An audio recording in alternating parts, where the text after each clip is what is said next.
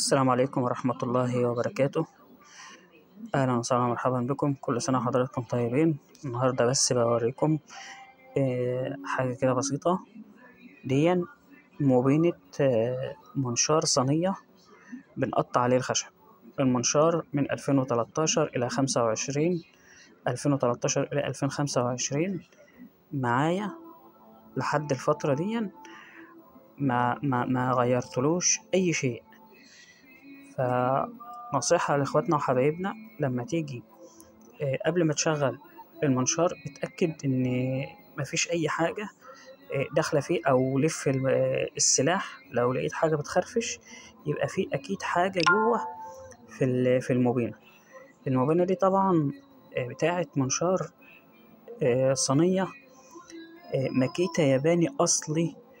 يعني أنا معرفش، لو جينا نشتري المنشار ده ممكن سعره يعدي 7000 جنيه، يعني يعدي 7000 جنيه.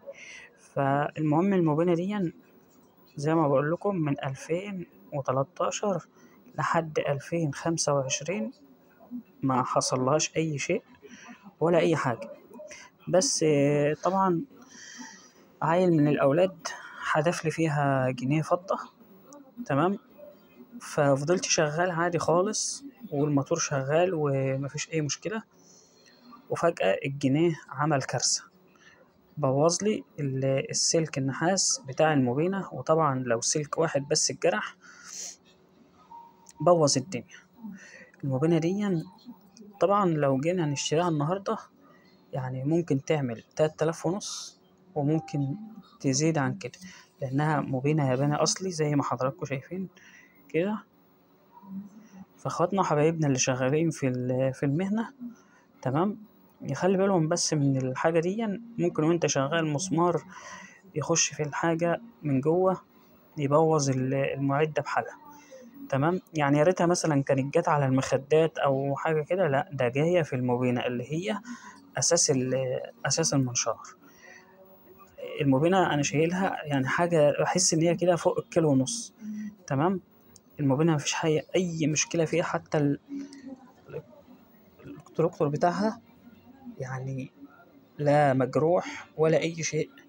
مفيش اي حاجه، ولا مبوشه ولا اي شيء، ولا حتى البليه دي مفيش فيها اي بوش. وحتى السن بتاع المنشار ما شاء الله اكنه زي ما هو، ولا اي شيء.